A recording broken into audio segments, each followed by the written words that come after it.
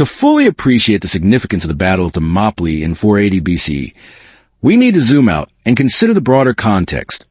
The Second Persian invasion of Greece, spearheaded by King Xerxes I, smarting from the humiliation at Marathon, the Persian Empire, a colossal power stretching from the borders of India to the sands of Egypt, was determined to utterly crush the pesky Greek city-states once and for all. Xerxes' ambition went beyond mere revenge. He sought the complete integration of Greece into the Persian administrative system. Before we delve into the heart of the story, please consider subscribing to my channel, giving a like, leaving a comment, and share and support me in bringing more great videos to you. Thank you so much. In preparation, Xerxes amassed what was arguably one of the largest armies in ancient history. While the historian Herodotus may have inflated the numbers somewhat, there's no denying that the army comprised hundreds of thousands of soldiers drawn from nearly every corner of the vast empire. Persians, Medes, Egyptians, Babylonians, Lydians, Phoenicians, and countless others. This massive multi-ethnic force, supported by an equally enormous fleet, advanced westward like an inexorable tidal wave. Greece, by contrast, was a fractured land, riddled with political divisions and rivalries. However, faced with common and existential threat, Athens and Sparta rose to the occasion, forging a defensive coalition. At the Congress of Corinth, they agreed that Athens, with its formidable naval strength, would command the seas, while Sparta, renowned for its peerless land forces, would lead the army. Sparta dispatched King Leonidas I with a small but devastatingly effective contingent of just 300 Spartan hoplites. These were supported by several thousand allied troops to Thermopylae, literally the hot gates. This narrow pass, wedged between the rugged mountains and the unforgiving sea, was strategically selected as the ideal choke point. Here, the enemy's numerical superiority would be rendered virtually meaningless. In the narrowest sections, only a handful of hoplites could stand shoulder to shoulder, forming an impenetrable wall.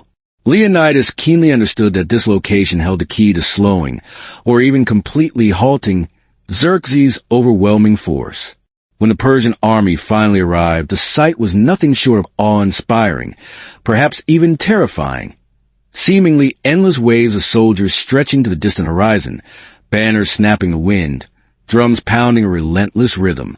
Facing this immense horde stood the Greeks, a disciplined wall of bronze shields and long spears. The phalanx, the most fearsome heavy infantry formation of the ancient world. Xerxes, supremely confident in his overwhelming numerical advantage, sent messengers to demand the Greeks surrender their weapons. Leonidas responded with the immortal phrase that has echoed down to the ages, "Molin Labe, come and take them." The first day of battle commenced with Persian infantry charging headlong into the unyielding Greek line. Yet the phalanx held firm, its discipline unwavering. Persian troops, lightly armored and more accustomed to open-field combat, found themselves mercilessly cut down by the long spears and the disciplined, almost mechanical rotations of the Greek hoplites. The Spartans implemented a continuous cycle of frontline replacement, ensuring their warriors remained fresh while relentlessly exhausting the enemy. Frustrated and increasingly enraged, Xerxes sent in his elite immortals, 10,000 of his most highly trained and fearsome soldiers. But even they failed to break the Greek line. The narrow pass effectively neutralized their mobility, and their lighter shields offered little protection against the brutal onslaught of the hoplite wall. Day 1 concluded with a resounding Greek victory. Day 2 unfolded in much the same way as the first, with the Persians unable to penetrate the seemingly impenetrable phalanx. But then disaster struck. Ephialtes, a treacherous Greek local, revealed to Xerxes the existence of a hidden mountain path that allowed Persian troops to completely outflank the defenders. As dawn broke on the second day at Thermopylae, the narrow pass resonated with the ominous sounds of shields clashing and boots marching as the Greek hoplites reformed their disciplined phalanx.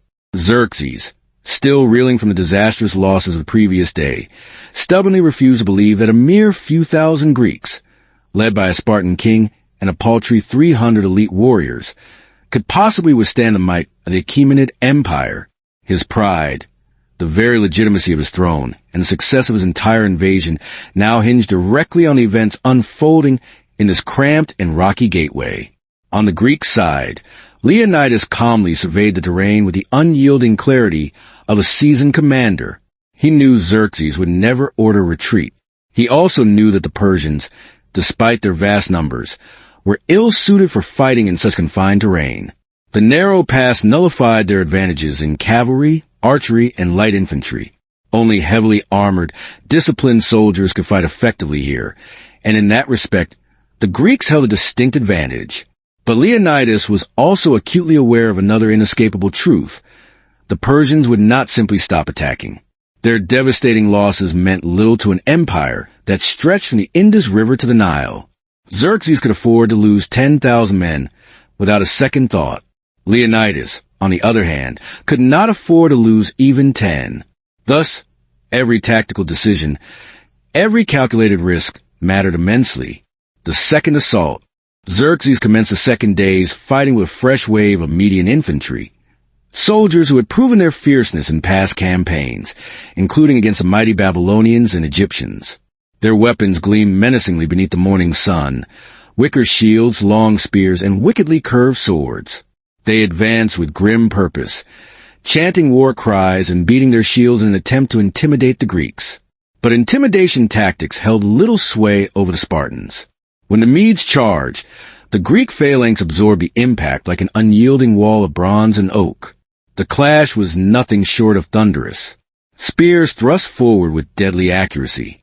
Hoplites held their ground, shoulder to shoulder, shield locked tightly to shield, forming an unbreakable barrier. The Medes attempted to exploit their greater agility to slip between the Greek shields, but the narrowness of the pass worked against them. They could not effectively surround the Greeks, nor could they execute complex maneuvers. They were forced to fight head-on, where the hoplite style of warfare was at its most devastatingly effective. The Greek counterpush was swift and merciless. Leonidas ordered his men to slowly advance, driving the Medes backward step by agonizing step. The Medes, unprepared for such relentless and coordinated pressure, soon broke formation, and panic spread rapidly through their ranks. Within an hour, the second assault had completely collapsed. The Immortals entered the field. Furious beyond words, Xerxes ordered the advance of the Immortals, his elite 10,000-man guard.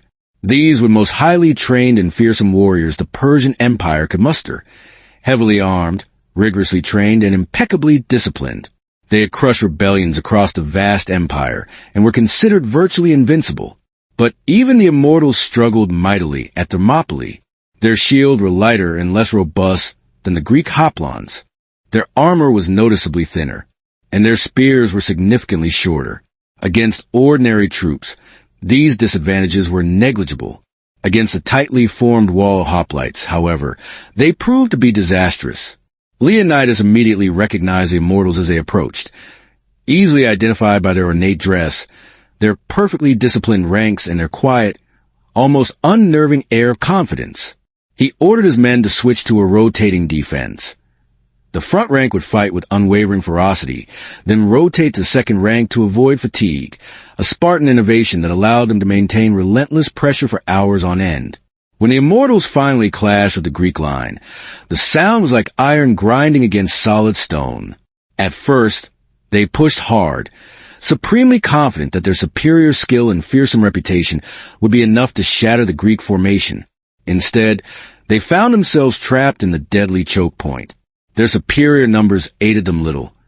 Only a handful could effectively fight at any given time. The Spartans initiated a brutal and rhythmic cycle: thrust, withdraw, shield, bash, advance. Their Xiphos swords carved through any gaps in Persian armor with terrifying efficiency. Their spears pierced shields and flesh alike. Adding further humiliation to the Persian defeat was the Greek use of carefully planned deception. At Leonidas's command, the front ranks would occasionally feign a retreat. Believing the Greeks were finally weakening, the Immortals would surge forward with renewed vigor, only to be mercilessly trapped and hammered when the Spartans suddenly turned in perfect unison, striking with overwhelming and coordinated force. By midday, the Immortals were bleeding heavily. Their commander, Hydarnes, reluctantly recognized that no amount of bravery or training could possibly overcome the unforgiving geography and the unwavering Spartan discipline. Xerxes watched from his elevated throne, stunned and disbelieving. The immortals, his prized warriors, the pride of his empire, were being soundly beaten. A test of nerves. Throughout the second day, both sides endured mounting fatigue, but their spirits diverged sharply. The Persians were becoming increasingly demoralized. They had never encountered resistance quite like this. Stories spread rapidly through their ranks about Spartan courage, how they fought with the precision of a single, unified organism, how they laughed in the face of death during battle, how they welcomed their inevitable demise with calm dignity. The Greeks, by contrast, were invigorated by their remarkable success. Leonidas moved among the ranks, praising their unwavering discipline, reminding them that they were defending not only their own cities, but the very freedom of all of Greece. Each Greek soldier knew that defeat meant abject enslavement. If they retreated, their homes and families would fall under the yoke of Persian rule. That unwavering conviction fueled their fight and made them fight even harder. The Persian strategy shifts. Realizing that direct combat was proving futile, Xerxes shifted his tactics. He ordered waves of archers to unleash a relentless barrage of arrows into the narrow pass, hoping to overwhelm the Greeks with sheer volume. Thousands of arrows darkened the sky, creating a terrifying spectacle. But the Greeks crouched expertly behind their massive shields, forming a sloping barrier that absorbed the brunt of the deadly barrage. The narrowness of the pass once again worked in their favor. The angles were extremely difficult for the archers, and the high cliffs limited the overall effectiveness of Persian archery. Next, Xerxes attempted to utilize his cavalry, but the treacherous terrain made it virtually impossible. Horses simply could not effectively charge in the narrow, uneven ground. As the day wore on, frustration turned to desperation. Xerxes desperately needed a breakthrough. His generals urged him to continue with attritional assaults, but even they began to lose hope. The Greek allies hold strong, though the Spartans formed the unyielding backbone of the Greek defense. The contributions of other Greek contingents were absolutely vital. The Thespians fought with unmatched passion and determination, refusing to abandon the Spartans even when other allies suggested retreat. The Thebans, though their allegiances were politically divided, nonetheless stood firm in battle. Corinthian and Arcadian soldiers bravely reinforced the flanks. Every contingent played a crucial role in maintaining the integrity of the line during moments of intense pressure, preventing the Persians from exploiting any potential gaps. Leonidas was quick to praise these allies, acutely aware that their unity was their greatest strength. Greece was often divided by internal rivalries, Athens against Sparta, Corinth against Thebes. But here at Thermopylae, they stood united as one. End of the second day. By sunset, Persian losses numbered in the thousands. The Greeks, though undoubtedly exhausted, remained largely intact. They had successfully held the pass for another day, far longer than Xerxes had ever anticipated. But even as Leonidas meticulously inspected his weary warriors, noting their wounds and dwindling supplies, he sensed an ominous shift in the air. The Persians were not retreating as they had in other battles when faced with similarly stubborn resistance. Instead, they were actively reorganizing. And Xerxes, deeply humiliated by 2 consecutive days of defeat, would undoubtedly seek new strategies. Perhaps strategies that did not involve a frontal assault. In the gathering darkness, scouts brought disturbing news. Persian forces were actively probing for alternative routes, carefully searching the surrounding mountains. Leonidas instantly realized what this meant. Someone somewhere might betray the Greeks and show the Persians a hidden path. And if that happened, the Greek position, no matter how heroic, would become untenable. The second day ended not with resounding triumph, but with a growing and palpable sense of silent dread. Throughout the night, a heavy tension hung over the Greek camp at Thermopylae. Though the fires burned brightly and the shields were carefully stacked at the ready, every man sensed a distinct shift in the atmosphere. The Persians were not retreating, as they had done in other battles when confronted with fierce resistance. Instead, they were strangely active, messengers scurrying between divisions, torch signals flickering on distant ridges, and the echoes of distant movements reverberating off the canyon walls. Leonidas felt the unease like a physical weight pressing down on him. He did not articulate aloud, but his instincts told him that Xerxes was no longer relying solely on brute force. with direct assaults having repeatedly failed. The Persian king was almost certainly seeking a way to circumvent the pass. And there was only one such route, the mountain path of Onopi, a narrow, winding trail known primarily to local shepherds, concealed high above the main pass. The Greeks had stationed the Phocian contingent there, approximately 1,000 men, to guard it. But during the night, as Leonidas stood silently at the edge of the camp, watching shadows dance across the cliffs, he couldn't help but wonder whether that would be enough. The betrayal of Ephialtes. The answer arrived with the dawn, and it came in the devastating form of betrayal. Among the Greeks was a man named Ephialtes of Trachis. He possessed an intimate knowledge of the intricate mountain paths. Ambitious, resentful, and driven by an insatiable hunger for reward, Ephialtes slipped into the Persian camp under the cover of darkness. What he offered Xerxes was nothing short decisive. The location of a secret path that led directly behind the Greek lines. Xerxes, still reeling from the humiliation of 2 days of costly defeats, seized upon this opportunity, without hesitation. Under cover of darkness, he dispatched Hydarnes, the same commander of the Immortals, to lead a hand-picked force up the hidden trail. They marched silently, guided by the treacherous Ephialtes, moving like a shadowy serpent along the rugged slopes. As dawn crept across the mountains, the Greek station on the path awoke to the sounds of rustling leaves and distant footsteps. Initially, they dismissed it as wildlife, but as the sound grew louder and clearer, their leader realized a horrifying truth. The Persians were coming. The Phocians scrambled to arm themselves, but their defensive position was woefully inadequate. They attempted to form a defensive line, but the Immortals showered them with arrows, forcing them back up the steep slopes. Hydarnes had no intention of engaging them in a protracted battle. He merely needed to bypass them, and he did so with ruthless efficiency. The Immortals marched past the retreating Phocians and descended toward the rear of Thermopylae.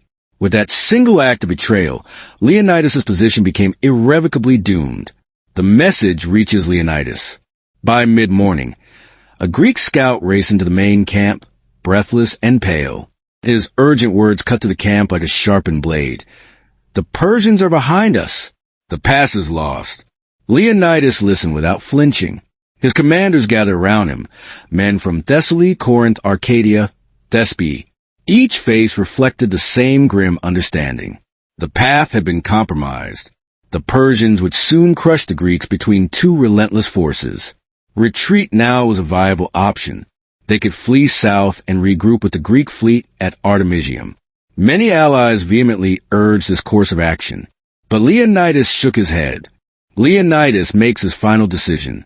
Knowing that the situation was now hopeless, Leonidas made the most consequential and defining decision of the entire battle. He summoned his allies together and addressed them plainly. The pass could no longer be held, and those who wished to leave should do so immediately.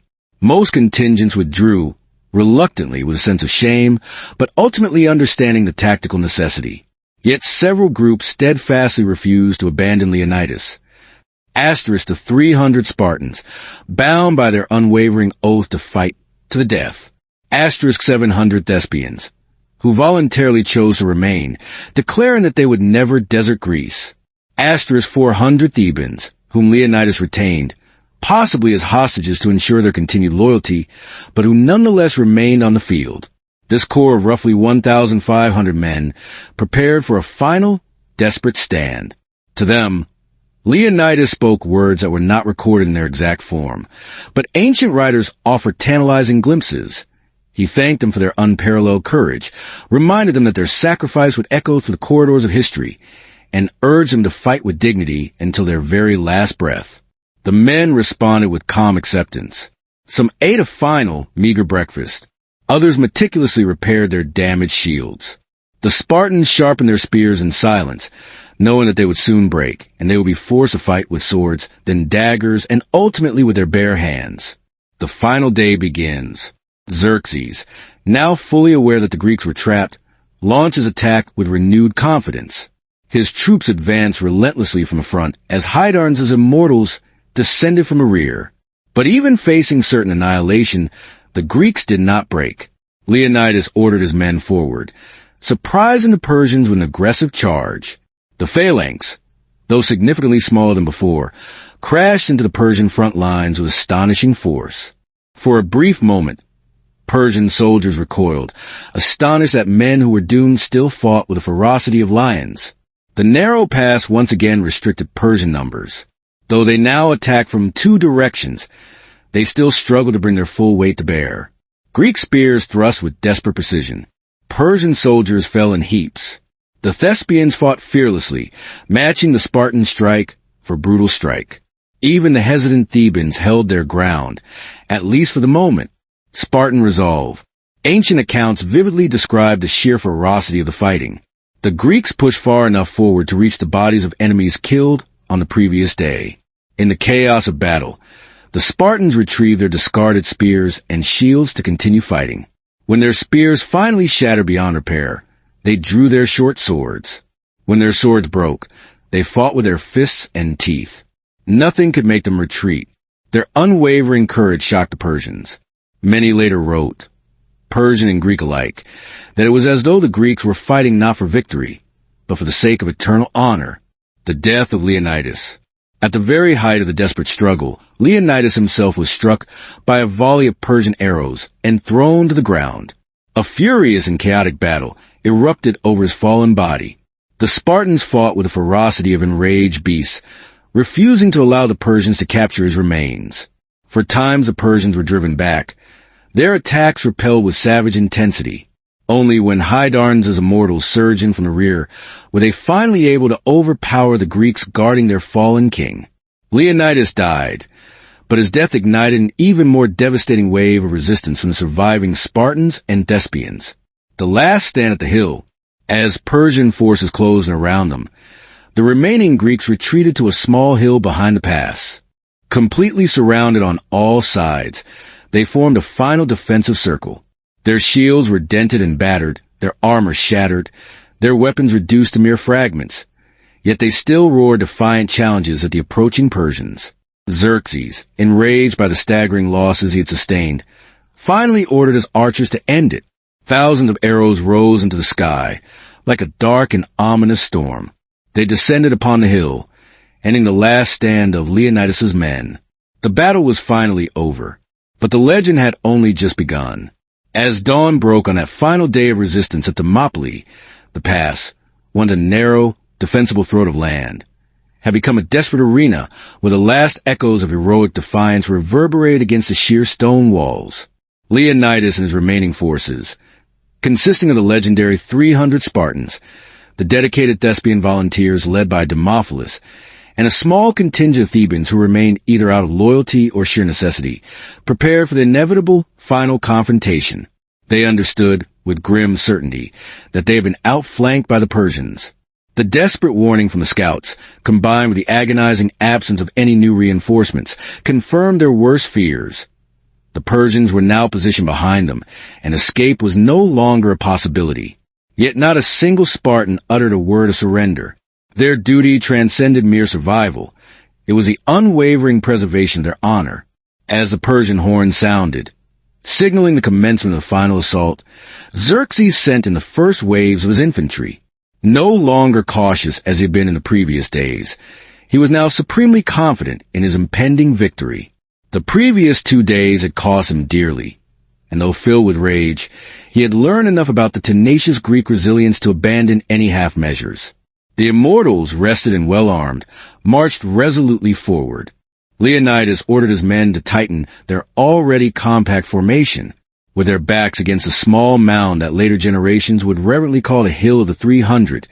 The Greeks braced themselves for their ultimate stand. Their front line had been dramatically thinned, but what they lacked in sheer numbers, they more than compensated for with their cold, unyielding resolve. The Persians attacked with unrelenting aggression, but the unforgiving terrain still limited their numerical advantage. Spears jabbed with deadly precision. Shields clashed with a deafening roar, and armor vibrated under the relentless impact of incoming blades. Yet the Spartans continued to fight with unwavering, almost mechanical precision. The pass, however, had widened slightly at the rear, a disadvantage that became painfully apparent once the Greeks were attacked simultaneously from both sides. The rear assault originated from Ephialtes' treacherous path, the Anapaea Trail, bringing waves of mountain troops and Persian contingents down upon the outnumbered Greeks from behind. Despite being completely encircled, Leonidas audaciously pushed forward in a daring counterattack, aimed directly at the Persian officer ranks. Many ancient sources, Herodotus chief among them, recount Leonidas himself falling in the midst of the brutal melee after slaying a great number of foes. His death instantly ignited a fierce struggle over his fallen body. The Spartans vehemently believed that no king should ever fall in enemy hands, and retrieving the corpse of Leonidas became a sacred duty, a matter of ultimate honor. The fight over Leonidas' body was incredibly brutal, with the surviving Spartans forming a tight defensive ring around their fallen leader, while cutting down wave after wave of attackers. Eventually, the Greeks managed to reclaim his remains, though the cost was tragically high. Xerxes, witnessing the undiminished defiance of the Greeks even without their king, commanded his archers to encircle the remaining defenders and unleash continuous volleys of arrows. The sky darkened with a lethal storm of arrows, yet the Greeks steadfastly refused to retreat. Their spears had long since shattered, and many now wielded their xiphos, short swords, or even fought with their bare hands when all other weapons were lost or broken. The Thespians fought with equal determination, fully aware that they had willingly chosen to remain and fight alongside the Spartans. Their extraordinary courage left an enduring legacy, often overshadowed by the famous Sparta, but equally deserving of remembrance. The Persians pressing relentlessly, now fighting at impossibly close quarters. Bodies piled up around the small mound as the outnumbered defenders were forced higher and higher, making the hill both a sanctuary and a deadly trap. Ancient accounts emphasize that the Greeks fought with their swords, if they still possessed them, and with their bare hands and teeth when the dire situation became utterly hopeless. Despite the suffocating heat, overwhelming exhaustion, and mounting injuries, they steadfastly refused to beg for mercy. In the final moments, the Persian infantry pulled back, and Xerxes ordered his archers forward once again. Arrows rained down in a deadly and inescapable storm. The remaining Greeks, only a few dozen at this point, stood shoulder to shoulder, shields raised in a final act of defiance, embracing their inevitable fate. With one last volley, the remaining defenders of Thermopylae fell. Their heroic resistance had finally ended, but the undying legacy of their sacrifice had only just begun. The death of Leonidas and his men resonated deeply throughout all of Greece. Far from breaking the morale of the Greeks, Thermopylae became an enduring symbol of unyielding courage and self-sacrifice. It bought precious time for the Greek city-states to effectively prepare a united defense against the invading Persian forces. The stand at Thermopylae unequivocally demonstrated that the Persians, for all their overwhelming numbers and vast wealth, were not invincible. It proved to the world that disciplined hoplite tactics, strategic use of terrain, and unwavering morale could effectively resist even the mightiest of empires. The sacrifice at Thermopylae also had profound emotional and political impact on the Greek world. Greek unity, previously fractured by petty rivalries and historical grievances, began to solidify and coalesce. Athens accelerated the critical evacuation of its civilian population and completed its preparations for the decisive naval stand at Salamis. Sparta, still mourning the loss of its king and its elite warriors, fully committed itself to the Hellenic alliance. Thermopylae became an enduring rallying cry, a stark reminder that liberty demanded a heavy price, but a price that was always worth paying. Centuries later, Thermopylae would be remembered in countless retellings, not as a clear-cut Greek victory, but for the deeper and more profound triumph of unwavering principle over seemingly insurmountable oppression. The battle effectively demonstrated that even a small force, when wholly committed to defending its homeland and its cherished freedoms, could shake the very foundations of imperial power. It stood as an eternal and powerful lesson.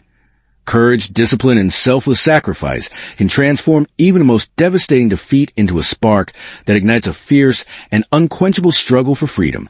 And thus, on that narrow strip of land, under a sky once darkened by a terrifying storm of arrows, the legend of Thermopylae was born, forever shaping the very identity of Greece, and leaving an indelible mark on a long and often turbulent history of warfare. The fall of the brave defenders at Thermopylae did not signal the end of Greek resistance. It marked the very beginning of it. News of the heroic last stand, particularly the selfless and courageous death of Leonidas, spread rapidly throughout the entire Greek world. Messengers, survivors, and allied scouts carried the incredible story from village to village, amplifying the emotional shock and profound impact. Yet instead of inducing fear and panic, the account ignited a fierce and unified determination across the often feuding Greek city-states.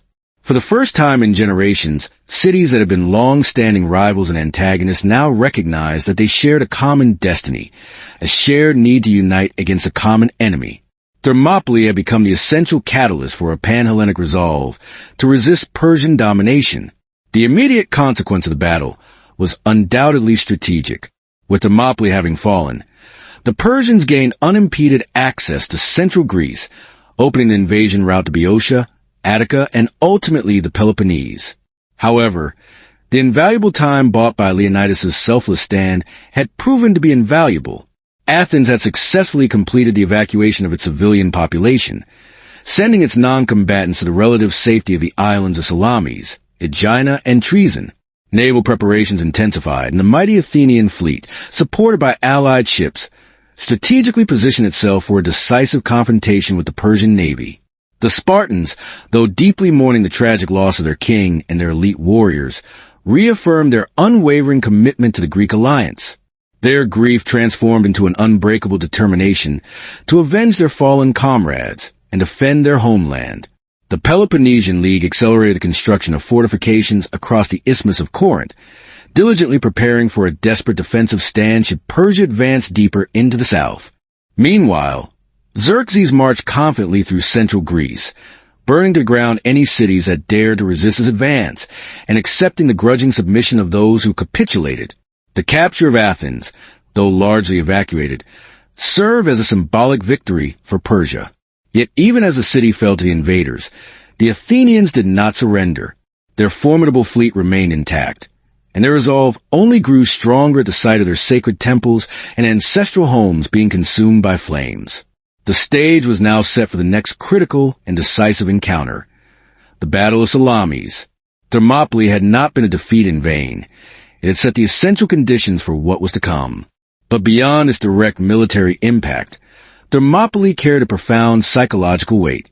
The extraordinary story of a mere few thousand men, with only a handful remaining on that final desperate day, standing against a seemingly invincible Persian army, became the very embodiment of Greek ideals. Courage, selfless sacrifice, and unwavering devotion to freedom were no longer mere abstract virtues. They became lived truths, witnessed by all of Greece and forever etched in the collective consciousness. As word of Leonidas' final stand reached even the most distant regions, poets and storytellers began to immortalize the heroic event. The Spartans, upon recovering what remained of theirs. After the war, the Greeks honored their fallen soldiers with memorials at Thermopylae, etched with succinct tributes to those who had defended the pass.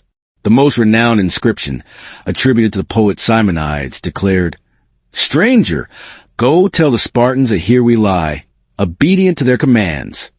These words encapsulated the very essence of Spartan duty. Their fight wasn't for personal glory or material gain. It was born from the unwavering conviction that their laws demanded they defend Greece, even if it meant facing death itself. The Thespians, too, were celebrated for their voluntary sacrifice. Though under no compulsion to remain, they chose to stand alongside Leonidas until the bitter end. Their contribution, though often minimized in popular accounts, became integral to the larger Greek narrative of unity and valor. Thermopylae's legacy in the wider world is complex.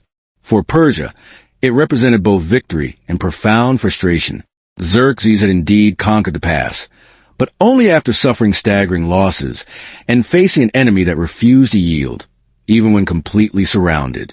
The Persian Empire, used to swift and decisive victories, was forced to recognize that military might alone could not break the Greeks' unwavering determination. For Greece, Thermopylae became a cornerstone of national identity, a myth that would reverberate through the ages. Later generations wouldn't dwell on the vast numerical disadvantage or the tactical defeat, but rather on profound moral victory achieved.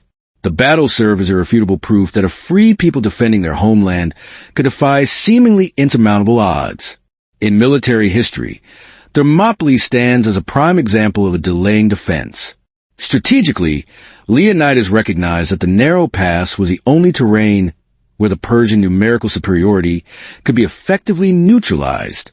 His decision to remain with a small contingent after learning of the encirclement wasn't born of recklessness, but of careful calculation. By holding the pass for as long as humanly possible, it provided Greece with invaluable time to prepare for the next phase of resistance. The battle also profoundly influenced subsequent military thought. Commanders throughout history have studied how terrain, discipline, and unwavering morale can effectively compensate for a lack of numbers. Thermopylae demonstrated that a well-trained force, fighting on familiar ground and fueled by deep conviction, could inflict devastating losses on a significantly larger army. However, Thermopylae's most enduring impact lies not in military textbooks, but in the collective memory of humanity. It has become an enduring symbol of unwavering resolve in the face of overwhelming adversity. Philosophers have cited it as an embodiment of virtue. Statesmen have invoked it to inspire national unity. Artists have immortalized it as a testament to the sublime beauty of self-sacrifice. Each retelling only reinforces the timeless ideals it represents. Years later, after Greece ultimately repelled the Persian invasion through decisive victories at Salamis, Plataea, and Mycale, Thermopylae's symbolic weight only increased. It became unequivocally clear that the stand at the Hot Gates had been a crucial turning point in saving Greek civilization from foreign domination. And with Greece preserved, the subsequent blossoming of philosophy, drama, political thought, and scientific inquiry became a reality. In essence, Thermopylae was far more than just a battle. It was a defense of the very cultural foundations upon which the Western world would be built. The narrow pass where Leonidas and his brave warriors fell became hallowed ground. Even centuries later, travelers would visit the site, reading the inscriptions and envisioning the epic clash of shields and spears. Today, the landscape has shifted. The sea has receded, and the terrain appears more expansive than in ancient times. But the legend remains firmly rooted in that sacred place. Ultimately, Thermopylae imparts a timeless lesson, that courage can echo far beyond death, that sacrifice can ignite the spirit of nations, and that a single moment of defiance can reshape the course of history. Leonidas and his men did not live to witness the liberation of Greece, but their spirit guided every victory that followed. Their message resonates across the millennia. Freedom is worth defending, even at the ultimate cost. And so, the story of Thermopylae endures, not as a tale of defeat, but as an immortal anthem of bravery standing defiant against tyranny.